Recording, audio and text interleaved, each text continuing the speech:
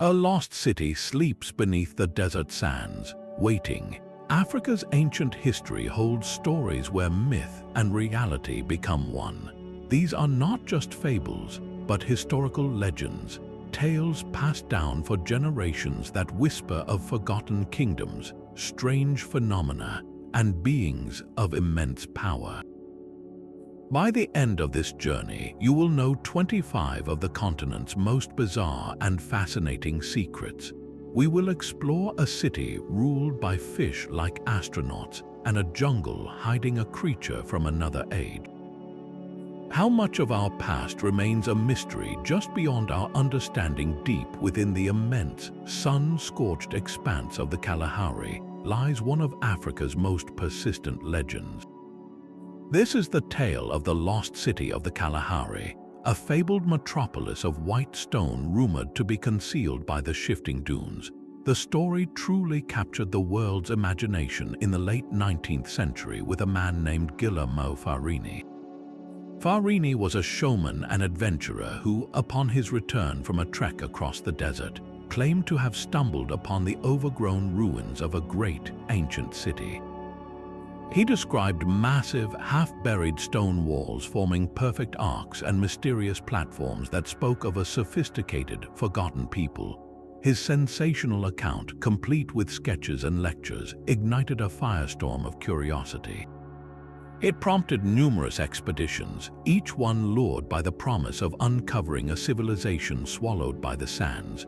For decades, treasure hunters and archaeologists alike combed the vast emptiness, guided by little more than rumor and hope. They found strange rock formations and enigmatic artifacts, but never the definitive, sprawling city of legend. So why does this story endure long after most have given up the search? It speaks to a profound human yearning for the undiscovered, the romantic notion that somewhere just beyond the next dune, a lost world awaits its rediscovery. The legend of the Kalahari's lost city is less about stone and mortar, and more about the endless allure of the map's blank spaces, the irresistible pull of a mystery that the desert refuses to fully surrender. Rising from the Zimbabwean highveld, the granite walls of Great Zimbabwe stand as a silent testament to a forgotten empire. These are not mere piles of rock, but intricate constructions of dry stone walling, curved and stacked without mortar by the Shona people centuries ago. The scale is breathtaking, with the great enclosure's walls towering over 30 feet high, a complex of passages and a mysterious conical tower whose purpose remains debated by scholars. This was the heart of a wealthy kingdom that traded gold and ivory with distant shores, a center of power and architectural genius. Yet, the very majesty of these ruins has spawned an even more tantalizing legend. Local folklore whispers that the stone city we can see is only a fragment of the whole. They say a far grander, more magnificent city lies submerged beneath the waters of Lake Mutarikwi or hidden in a secluded valley, its treasures and palaces lost to time. This belief that the visible world holds only a fraction of a greater truth is a powerful response to the awe these ruins inspire. When faced with structures so advanced and enduring, the human mind naturally wonders if they are just the beginning of the story. The legend of the sunken city is not a dismissal of the real Great Zimbabwe splendor, but rather its echo, a deeper mystery conjured to explain the unexplainable grandeur left behind by a masterful civilization. It is the ghost of a kingdom that refuses to be confined to its ruins. The same stars that watched over the Kalahari also hold a secret, one meticulously preserved by the Dogon people of Mali. For generations, their oral traditions have spoken of the Sirius star system with an accuracy that seems to defy ancient possibility. They knew of a tiny, incredibly dense companion star orbiting the bright Sirius we see in the night sky. They called this invisible star Potolo, describing it as the smallest and heaviest thing in existence, made of a metal heavier than iron, and revolving around Sirius in an elliptical orbit every 50 years. Modern astronomy would later confirm this star, Sirius B, a white dwarf invisible without a powerful telescope. The question of how the Dogon possessed this knowledge long before Western science did is the heart of a profound mystery. The answer, according to their own legends, came from the sky itself. They speak of the Nommo, amphibious beings who arrived from the Sirius system in a great ark that spun and roared like a whirlwind, bringing with them the foundations of civilization, law, and that very astronomical wisdom. These fish-like visitors, sometimes described as masters of water, are central to Dogon cosmology, revered as civilizing gods who imparted sacred knowledge. The anthropological work of Marcel Grioul and Germain Dieterlen in the 1930s and 40s brought this story to the world, documenting the Dogon's complex cosmogony with its focus on Sirius.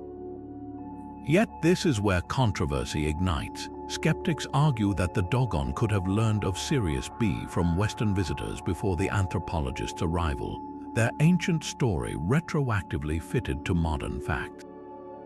Others see this as a dismissal of indigenous knowledge, pointing to the intricate and deeply integrated nature of the Sirius lore within the Dogon's entire spiritual and cultural framework. The legend of the Nommo stands at a crossroads, a choice between an extraordinary ancient contact with star-faring teachers or a remarkable, self-contained intellectual achievement. Either way, it challenges our most basic assumptions about the flow of knowledge through time. While the Dogon looked to the stars for their celestial teachers, another legend points to a treasure of divine power hidden within a humble chapel. The Queen of Sheba is a figure wrapped in the silks of myth and history, known in Ethiopia as Queen Magda. Her legendary journey to Jerusalem to test the wisdom of King Solomon is a story told across cultures, but in Ethiopia, that story is just the beginning. The Kebra Nagast, the national epic, tells that from their union a son was born, Menelik I, the founder of the Solomonic dynasty that would rule Ethiopia for millennia. This bloodline is the first part of a breathtaking claim, but the second part is even more astounding. As a young man, Menelik is said to have traveled to Jerusalem to meet his father. Upon his return to Ethiopia, he did not travel alone. The legend states that Menelik and his companions, guided by divine will, took the most sacred object in all of Judaism, the Ark of the Covenant, and brought it to the safety of his mother's kingdom. This is not a tale of a simple theft, but rather a spiritual transfer, a relocation of God's covenant to a new home. For centuries, the belief has persisted that this sacred chest, containing the original stone tablets inscribed with the Ten Commandments, resides within the chapel of the tablet, adjacent to the Church of Our Lady Mary of Zion in the ancient city of Axum. Its guardian is a single, dedicated monk, a man who devotes his entire life to its protection, never leaving the sanctuary and never allowing a soul to lay eyes upon the relic. This is not a secret kept for treasure hunters, but a profound article of faith for an entire nation. The weight of this legend is immense, tying the identity of a people directly to biblical history and positioning Ethiopia as the new Zion. The ongoing global fascination with the Ark's location, from popular fiction to archaeological speculation, stands in stark contrast to the quiet, unwavering faith in Axum. There, the question is not one of whereabouts but of belief, a mystery guarded not by puzzles but by devotion. Yet the sacred is not the only thing protected by powerful legends, for art and history can carry their own formidable weight. Far to the south, in the ancient kingdom of Benin, master craftsmen perfected the art of casting bronze to a degree of sophistication that stunned the world. They created breathtaking plaques depicting court life, elegant sculptures of royal heads, and intricate ivory carvings, a body of work collectively known as the Benin Bronzes. These were not mere decorations, but a sacred archive of a civilization's history, spirituality, and power. In 1897, this world was shattered. A British military force in what was called a punitive expedition stormed the city of Benin, toppled its king, and systematically looted thousands of these irreplaceable bronzes and ivories. The artifacts were scattered across the globe, sold to museums and private collectors, a tangible symbol of colonial plunder. But a story began to emerge from the ashes, a whisper that grew into a potent legend. It was said that the Oba, the divine king of Benin, had placed a powerful curse upon the stolen treasures. Anyone who removed them from their rightful home, anyone who profited from their theft, would be pursued by misfortune. The legend points to a chilling catalogue of events. Some soldiers involved in the looting met untimely or bizarre deaths. A museum curator who handled the pieces fell gravely ill. Collectors who owned the bronzes reportedly faced financial ruin or personal tragedy. Were these events simple coincidences, the random tragedies of life? Or were they the manifestations of a spiritual justice set in motion over a century ago? This narrative of a curse is far more than a ghost story. In the modern era, as the global movement for the repatriation of cultural artifacts gains momentum, the legend of the Benin bronze curse has become a powerful moral force. It frames the ongoing possession of these items not just as a historical wrong, but as an active spiritual transgression. The misfortunes are cited as evidence of a fundamental imbalance, a violation of a sacred contract that can only be rectified by return. The debate over the bronzes is a complex one involving law, ethics, and history. Yet the enduring legend of the curse cuts through all of that, speaking to a deeper, more intuitive truth. It asserts that some things are not merely property, but are imbued with the soul of a people, and that to separate them from that soul is to invite a reckoning. Deep within the emerald labyrinth of the Congo basin, where sunlight struggles to pierce the dense canopy, another kind of shadow moves through the folklore. For centuries, stories have persisted among local communities of a mysterious people unlike any other, a so-called white tribe of Dzanga. These were not the European colonists who arrived much later, but a group described as light-skinned, living in complete isolation, hidden away in the rainforest's most impenetrable recesses. Colonial administrators and early explorers recorded these rumors with fascination, adding them to their maps of the unknown interior as a tantalizing mystery waiting to be solved. The very idea of a lost white tribe captivated the Western imagination, suggesting a hidden chapter of human history written deep in the African heartland. But what truth, if any, lies beneath these persistent tales? One compelling theory points to albinism.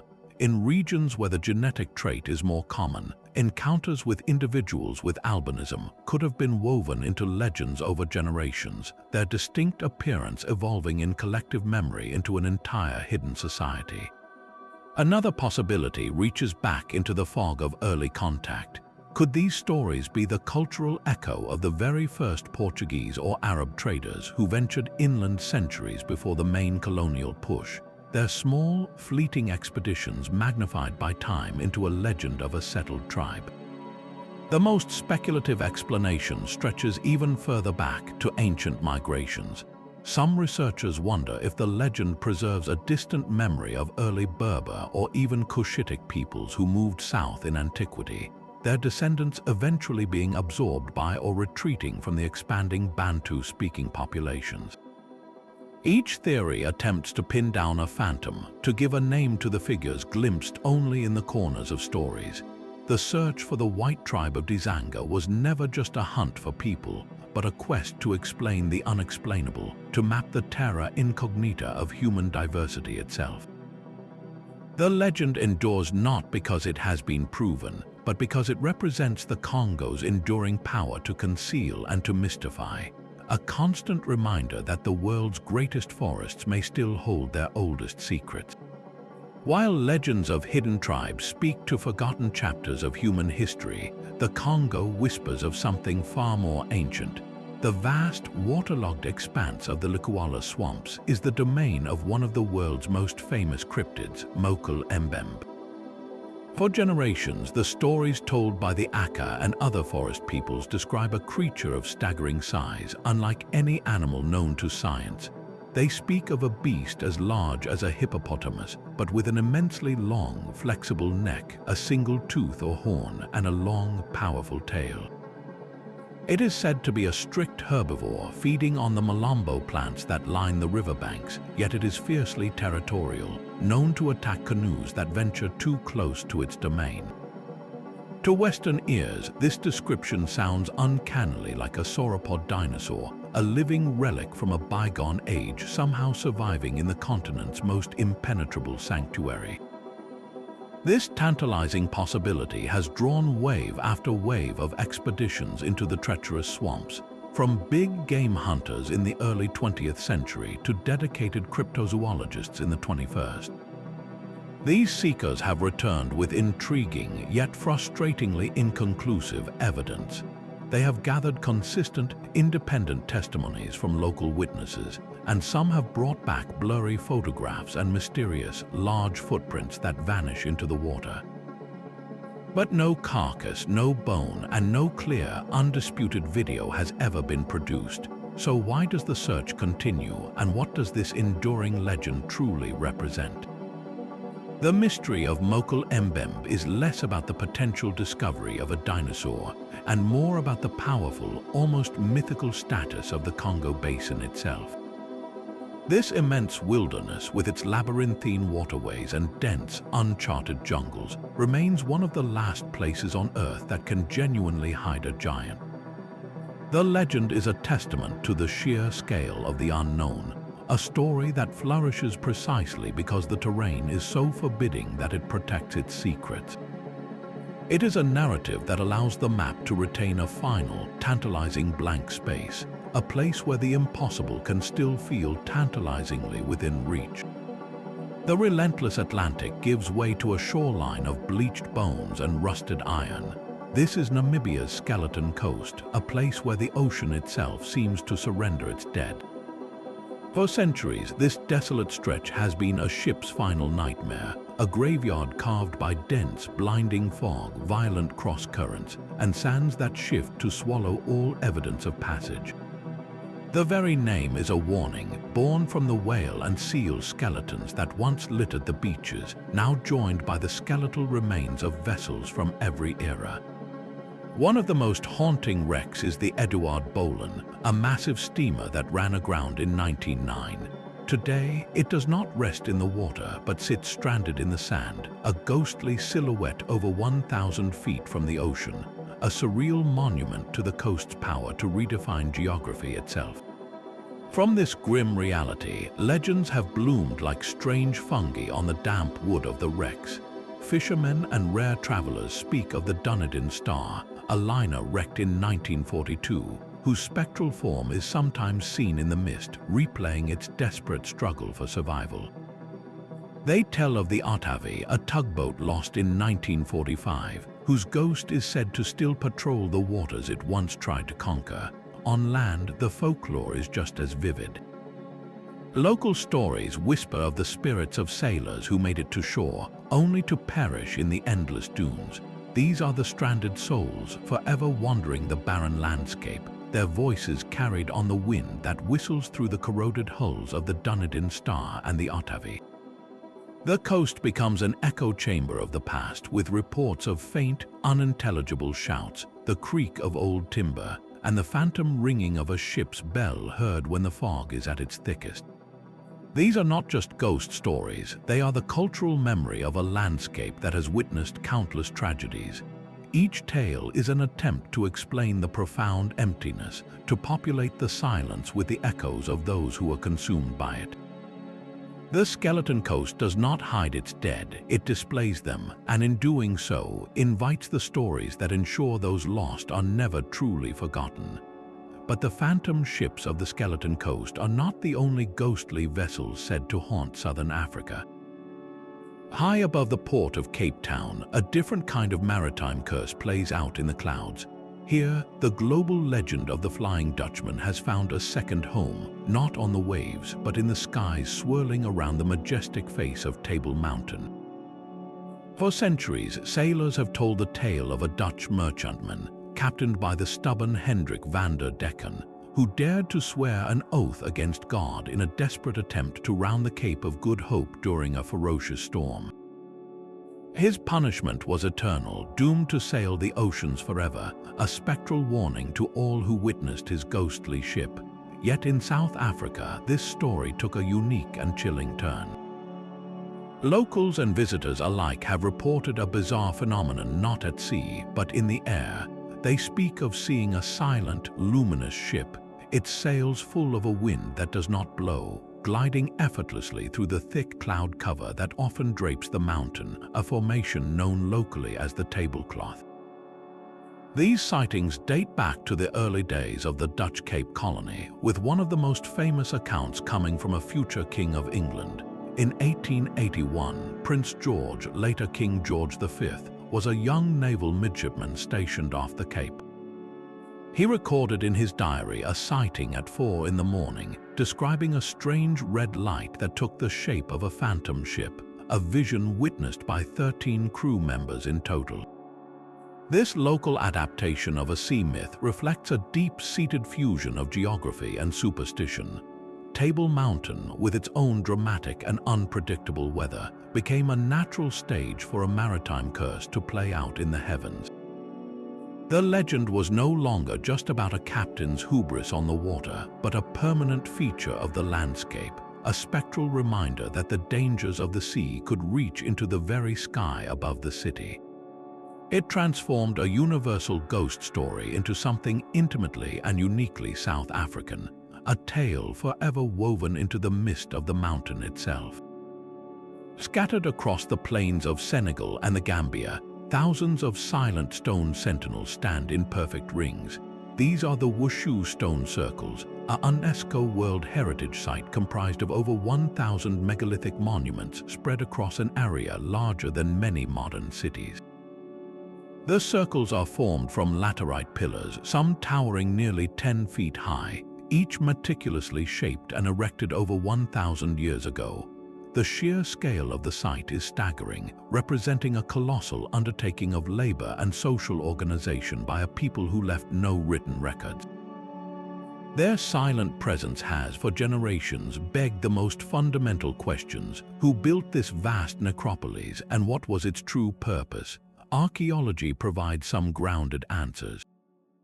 The circles are burial sites, with excavations revealing human remains and artifacts dating from the 3rd century BC to the 16th century AD. They are the work of an advanced, stratified society with the resources and knowledge to quarry, transport, and erect these immense stones as monuments to their dead.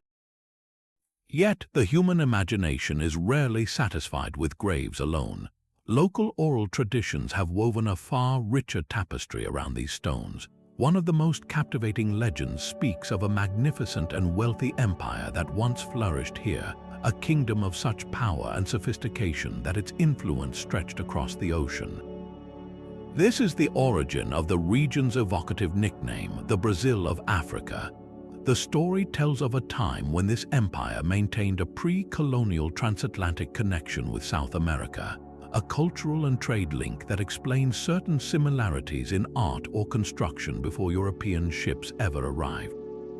The stone circles in this telling are not just tombs, but the last remnants of a glorious transoceanic civilization. This fanciful link is a powerful example of how folklore seeks to explain grandeur. When faced with ruins of such ambition, the simplest explanation can feel inadequate. The legend of a lost empire and its Brazilian connection elevates the stones from a cemetery to a monument of global significance, a testament to a forgotten golden age. It is a story that reflects a deep pride in a mysterious heritage, a narrative that insists these silent circles were once the heart of a world far larger than we can now prove. On the bustling streets of Nigeria, a sight stops traffic and stuns onlookers. These are the so-called hyena men, performers who walk through urban centers with adult hyenas, baboons, and massive pythons restrained by nothing more than chains and ropes. The image is jarring, a slice of the wild unleashed in the middle of the city, with the hyena's powerful jaws just feet from its handler's leg. This is not a casual stroll, but a performance of control so absolute it seems to defy nature itself. From this spectacle, legends have naturally blossomed. Whispers follow the men, suggesting they are not mere trainers but possessors of powerful supernatural abilities. Rumors say they use mystical charms known as juju, which render the animals docile and obedient, or that they are members of a secretive cult with ancient knowledge of animal domination. The truth, however, is both more grounded and arguably just as dangerous. This is a hereditary profession passed down through specific families, and their methods are based on a lifetime of understanding animal behavior, not magic. The control is established from the moment the animals are young, through constant, intimate exposure that desensitizes the creatures to human presence. The chains are not just for show, they are a grim necessity for managing predators whose instincts can never be fully erased. These men live with their animals, sleep near them, and accept the ever-present risk of a sudden, violent attack. The legend of their supernatural power is a testament to the sheer audacity of their craft. When you see a man casually resting his hand on a spotted hyena's back, an animal capable of crushing bone, the easiest explanation is that something otherworldly must be at work. The reality is a complex, high-stakes relationship built on risk, respect, and a deep, pragmatic familiarity with the wild. The serene surface of Lake Tana hides a world of shadows and secrets. As the source of the mighty Blue Nile, these waters are the cradle of life for millions, yet local folklore insists they are also a final resting place. The lake is believed to conceal ancient, sacred barges, vessels of immense spiritual significance. Some legends intricately connect these barges to the journey of the Ark of the Covenant, suggesting they were part of the divine flotilla that carried the sacred chest to its sanctuary in Axum. This is not just a body of water, but a submerged chapter of a holy narrative, but there is a more ominous current running beneath this sacred history. For generations, people have spoken of restless spirits that inhabit the lake's depths, beings that do not welcome intrusion. Tales of mysterious disappearances and sudden, violent storms that capsize boats without warning are woven into the local understanding of this place. Fishermen sometimes report a strange, unnatural pull on their nets from the abyss, a force that feels anything but natural. This duality is physically mirrored on the lake's 37 islands. Many are home to ancient, isolated monasteries, some dating back to the 14th century. These secluded sanctuaries are treasure troves of history, safeguarding priceless medieval manuscripts, stunning murals, and golden crowns within their humble walls. The monks who live there are the guardians of this knowledge, dedicating their lives to prayer and preservation, separated from the mainland and its temptations. The legends of spirits and lost barges create a natural, spiritual moat around these islands. The ominous folklore serves a purpose, discouraging the unworthy from disturbing the profound peace and ancient secrets held in the monastery's libraries. The beauty of Lake Tana, with its tranquil blue waters and lush, forested islands, is undeniable. Yet that very beauty is layered with a palpable sense of mystery, a feeling that you are floating not just on water, but on centuries of faith, fear, and the untold stories that lie just beneath the surface. Far from the coast, the Namibian landscape holds another kind of mystery, one etched in stone. This is the Giant's Playground, a vast, sprawling field where countless dolerite rocks lie in impossibly neat piles and stacks. The scene is surreal, as if a colossal child had meticulously arranged these massive, dark boulders into rows, cairns, and precarious towers, then simply walked away and left them for millennia. The sheer order amidst the natural chaos of the desert defies easy explanation. For the local Himba people, the explanation has never been a matter of science but of story. Their oral tradition speaks of a time when a race of immense giants walked the earth. This bizarre, orderly landscape, they say, is the literal playground of these ancient beings, the rocks left exactly as they were dropped during games of unimaginable scale. It is a myth that perfectly captures the awe this place inspires, a human-scale answer to a geological marvel. Science, of course, offers a different, yet no less fascinating, narrative.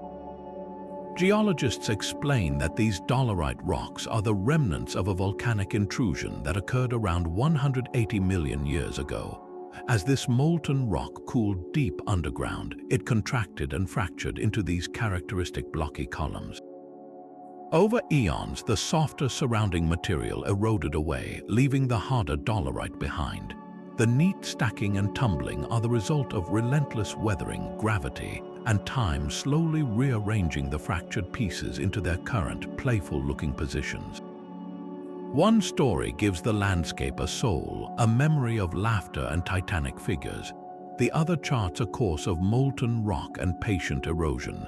Yet standing amidst these silent, stacked stones, both explanations can feel equally wondrous. The legend of the giants is not a failed science lesson, but a profound human response to the inexplicable. It reveals how our ancestors looked upon a world filled with strange beauty and sought to populate it with stories, to find intention and play in the heart of the unknown. A different kind of music rises from the Kenyan earth, not from spirits or stones, but from the heart of community itself. This is the legend of the Singing Wells, a tradition of the Samburu and Maasai people where survival is a symphony. During the relentless dry seasons, when riverbeds are reduced to cracked earth, herders do not simply wait for rain. They dig, excavating deep, narrow wells in the sandy riverbeds until they finally reach the life-giving water far below the surface. The challenge then becomes how to get that precious water up to their waiting, thirsty cattle, goats, and camels. The solution is a breathtaking display of human coordination. The men form a human chain stretching from the water at the bottom of the pit up the steep sides to the livestock above. They pass buckets of water hand over hand in a fluid, unbroken rhythm. To maintain this perfect tempo and to coordinate their strenuous effort, they sing. The rhythmic chanting and call and response songs give these wells their name, transforming backbreaking labor into a powerful communal performance. The songs are not random, they are ancient and specific with different melodies and rhythms for different tasks, setting the pace for the bucket line and lifting the spirits of everyone involved. This is a legend not of magic but of magnificent ingenuity. The cultural significance runs as deep as the wells themselves. This practice is a living testament to a social contract forged in a harsh land, where individual survival is inextricably linked to the strength of the group. It teaches the values of cooperation, patience, and shared responsibility to each new generation. The mesmerizing sight and sound of the singing wells is a profound reminder that the most powerful legends are not always about lost treasures or phantom ships, but about the enduring human spirit and the extraordinary things we can achieve when we work in harmony. The ancient rock faces of southern Africa serve as a canvas for one of humanity's oldest spiritual legacies. For thousands of years, the San people have chronicled a world where the physical and spiritual realms are intimately intertwined. Their rock art is far more than a record of daily life. It is a portal into a profound cosmology. Alongside elegant depictions of eland and hunting scenes are more enigmatic figures, human forms with elongated, contorted bodies, often bleeding from the nose. These are not literal portraits, but powerful illustrations of shamans entering trance states, their spirits crossing the threshold into the other world.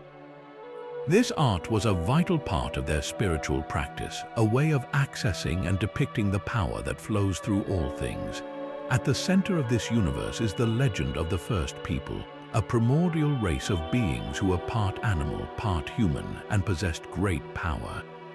Their actions in the mythic past shaped the world the San knew, and their stories explain the origins of death, the seasons, and the very nature of existence.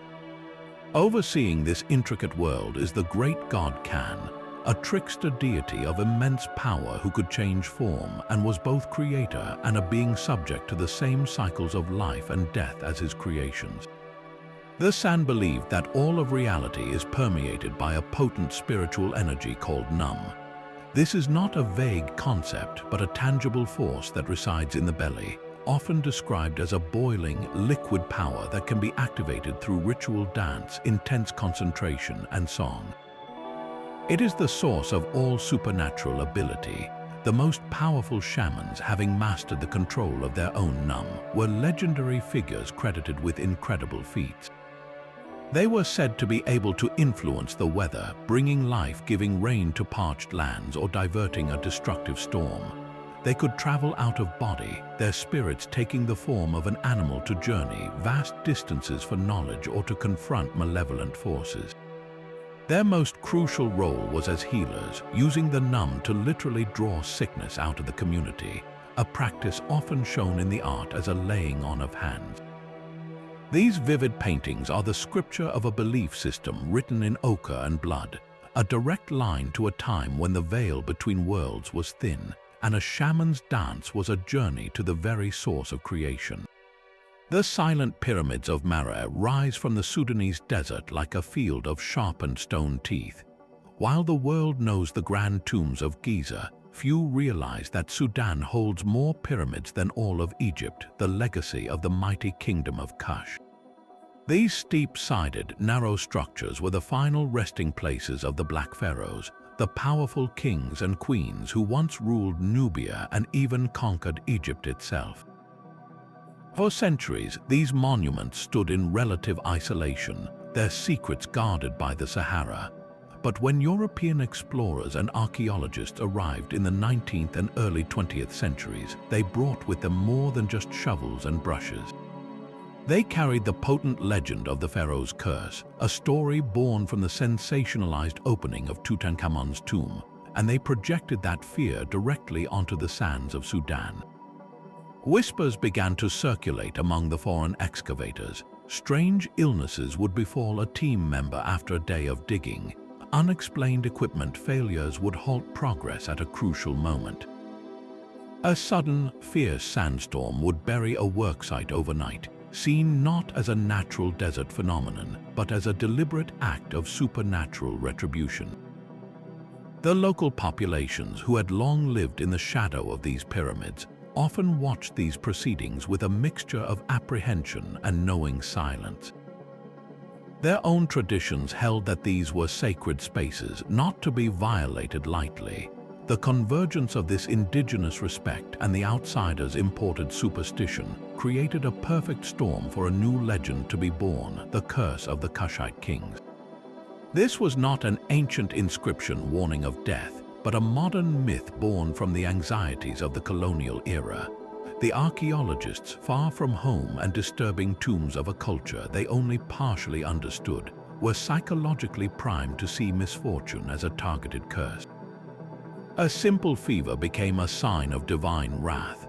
A scorpion sting was transformed into a spiritual attack. The legend served as a narrative framework to explain the unknown dangers and the simple bad luck that could accompany any difficult expedition into the harsh desert. The stunning, numerous pyramids of Mara thus stand not only as a testament to a magnificent African civilization that rivaled its northern neighbor, but also as a monument to a more recent historical layer, a story about the fear and fascination that arises when one culture reaches into the sacred ground of another, half expecting to be punished for its trespass. The thunder of artillery at Omdurman had barely faded when a different kind of story began to take root in the Sudanese sands. In 1898, a British and Egyptian force equipped with modern Maxim guns and rifles faced the modest Ansar army, a force armed largely with spears and old muskets. The result was not a battle, but a slaughter, a devastating demonstration of technological might that left thousands of modest warriors dead on the field, effectively crushing their state. Yet from this profound national trauma, a powerful legend was born. Almost immediately after the British victory, whispers spread through the villages and across the desert.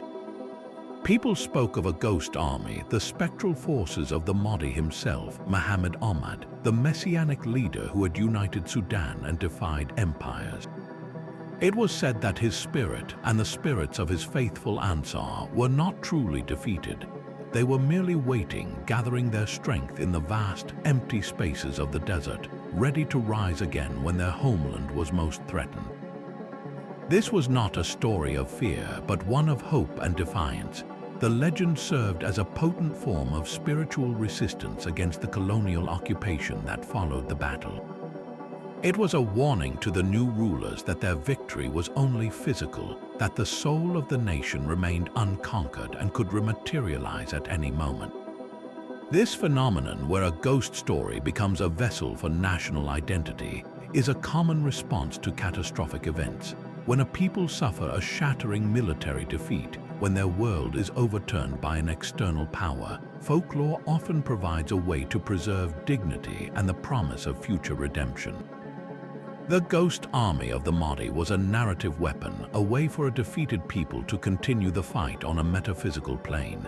It assured them that their cause was so sacred that not even death could end it. These tales are the echoes of history's deepest wounds, transformed into a timeless promise that the land itself remembers its defenders. A kingdom's soul can descend from the sky. For the Ashanti people of Ghana, this is not a metaphor but a foundational truth, centered on an object of immense spiritual and political power, the Sika Dwakofi, or the Golden Stool. According to legend, in the late 17th century, a great priest named Okomfo Anakai convened all the Ashanti chiefs. As they gathered, the skies darkened, and from a single cloud descended a wooden stool, embellished with gold, floating gently down to rest upon the lap of the first Asantehene, King Osei Tutu I. Anakai declared that this stool contained the Sunsum, the very soul and spirit of the entire Ashanti nation. It was not a throne to be sat upon, but a sacred vessel containing the collective strength, unity, and destiny of the people. From that moment, the golden stool became the ultimate symbol of Ashanti sovereignty, a living entity that bound the kingdom together. Its power was so profound that it would one time provoke a full-scale war. By the turn of the 20th century, the British colonial governor of the Gold Coast, Sir Frederick Hodgson, demanded to know the stool's whereabouts and, in a staggering act of cultural insensitivity, insisted that he be allowed to sit upon it as a sign of his ultimate authority. This demand was a direct assault on the soul of the Ashanti, an unthinkable sacrilege that could not be tolerated. The Ashanti rose in what became known as the War of the Golden Stool. Though outgunned, they fought fiercely to protect their sacred symbol. The stool itself was never captured, hidden away by its guardians at great personal risk. In one pivotal moment, a group of Ashanti leaders, rather than let it fall into British hands, allowed themselves to be arrested and even exiled, all while the stool's location remained their absolute secret. The conflict ended not with a clear British victory, but with a reluctant recognition that some things were beyond colonial power to seize. The British never did sit on the golden stool, and the Ashanti nation preserved its spiritual heart. This was not a war for land or treasure, but for the soul of a people, a defiant stand proving that the most powerful forces are not always the ones you can see or touch, but the ones you're willing to die to protect. Isolated for 88 million years, Madagascar became a laboratory for evolution, crafting life forms found nowhere else on Earth. This island is a sanctuary of living fossils, and the creatures that roam its forests are so strange they seem to step directly from legend. Among them, the lemur is perhaps the most misunderstood. With its large, bat-like ears ever growing in sizes and a skeletal, elongated middle finger used to tap on wood and fish out grubs, its appearance is undeniably eerie. This bizarre anatomy, a masterpiece of evolutionary adaptation, spawned a deep-seated fear. In the traditions of many Malagasy people, the was seen as a harbinger of death. Its sudden appearance in a village, especially if it pointed that thin, bony finger at a person, was believed to foretell a terrible misfortune. This dark folklore led to the creatures being killed on sight for generations, a tragic fate for an animal simply trying to survive. Similar stories are woven around other unique inhabitants. The fossa, Madagascar's largest predator, looks like a cross between a cat and a mongoose and is a formidable hunter. Its stealth and power in the treetops have earned it a place in local tales as a cunning, almost supernatural trickster, a creature to be both respected and feared. These legends are not mere superstition, they are a profound part of the cultural fabric, an attempt to explain and personify the island's otherworldly biodiversity. This creates a complex challenge for modern conservation. How do you protect an animal that local tradition says brings death? The solution has not been to dismiss these beliefs, but to work with them. Conservationists now engage village elders and community leaders, blending scientific understanding with cultural respect. In some areas, the narrative is shifting. The ii is being reframed not as an omen, but as a unique national treasure, a symbol of Madagascar's irreplaceable wild heart. The struggle highlights a global tension, the space where ancient worldviews meet the urgent need to preserve our planet's living wonders. The fate of these extraordinary animals may very well depend on which stories we choose to tell about them next. Gold itself seemed to flow through the veins of West Africa's great empires, nourishing their power and prestige. The source of this unimaginable wealth was more than just a mine. It was a legend whispered along the trade routes, a story of a river that ran not with water but with gold. For centuries, merchants from the north spoke in awe of a fabled river of gold, a specific, incredibly rich source somewhere deep in the heart of the continent, beyond the domains of Ghana, Mali, and Songhai.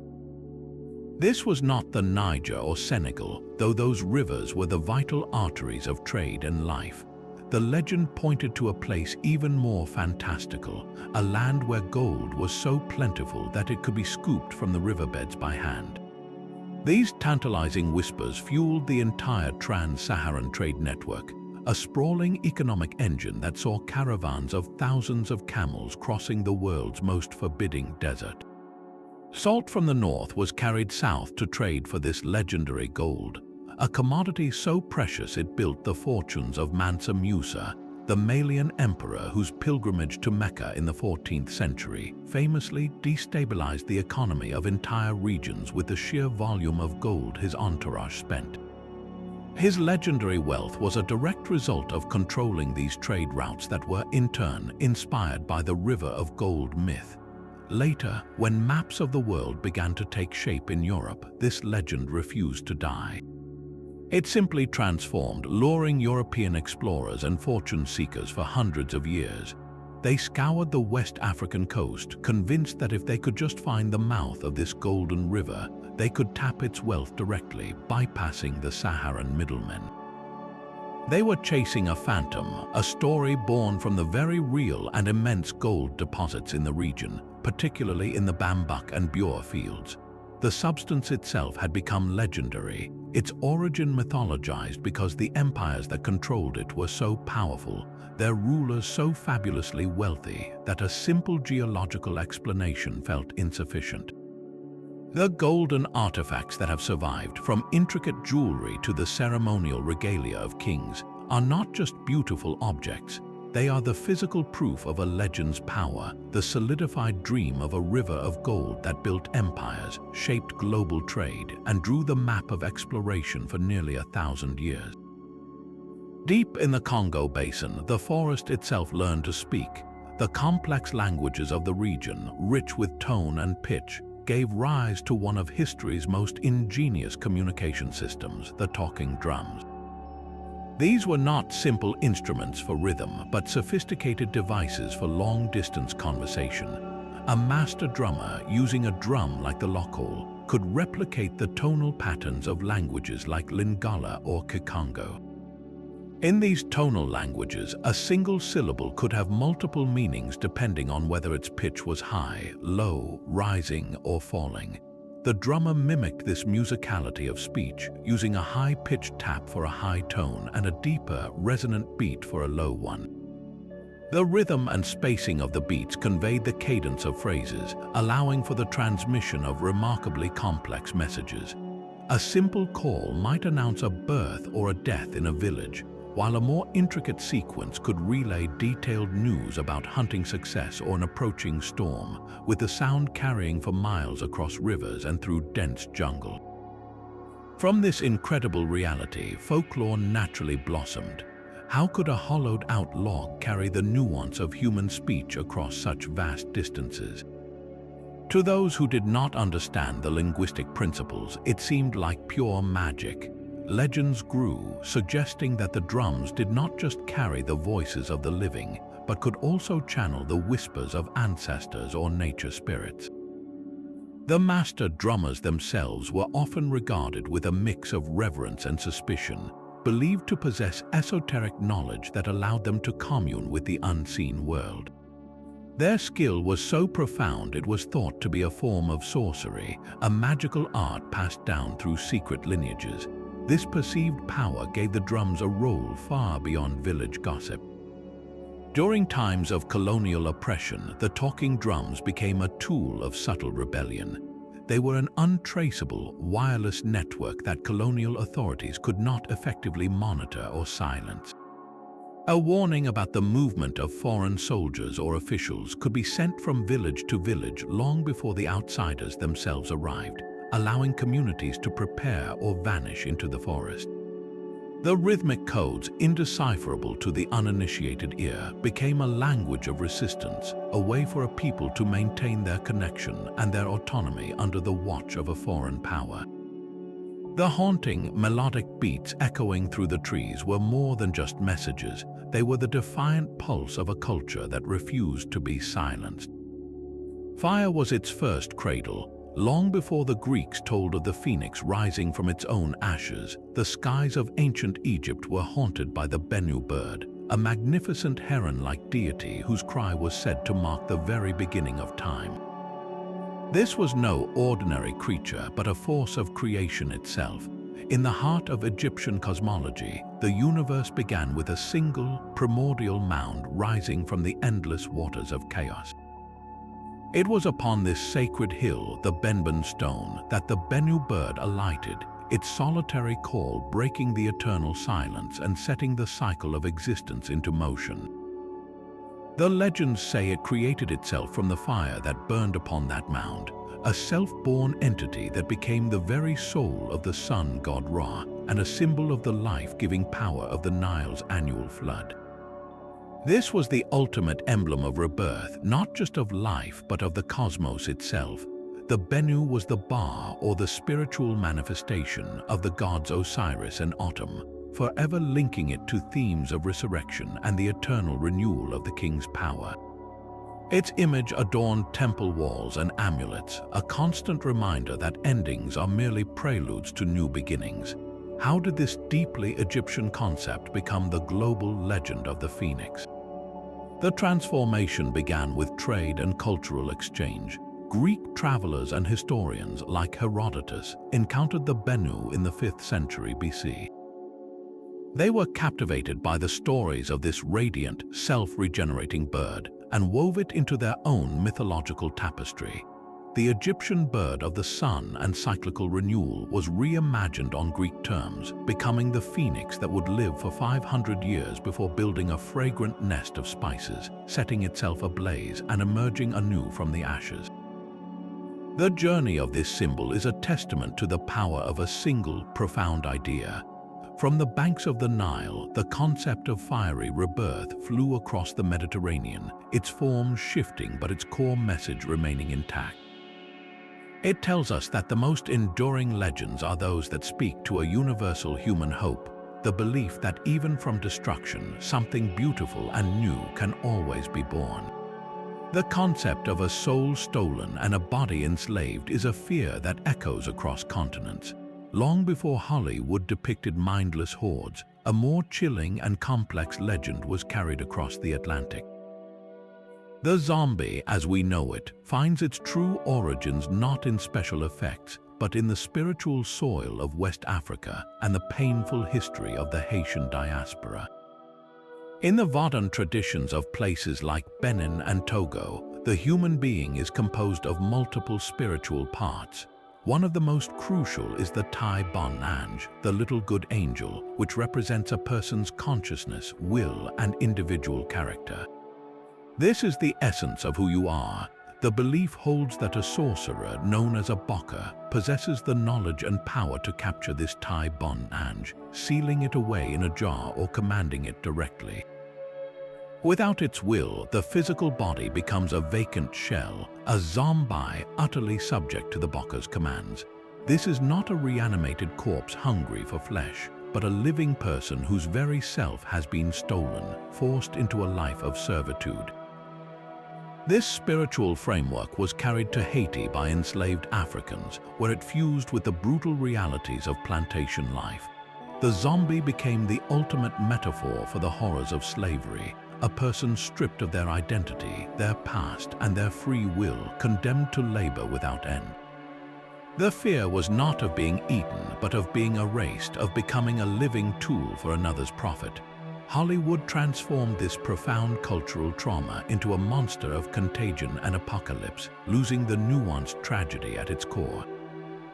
The legend of the zombie, therefore, is a direct link, a dark thread of cultural memory that connects the diaspora back to its West African roots.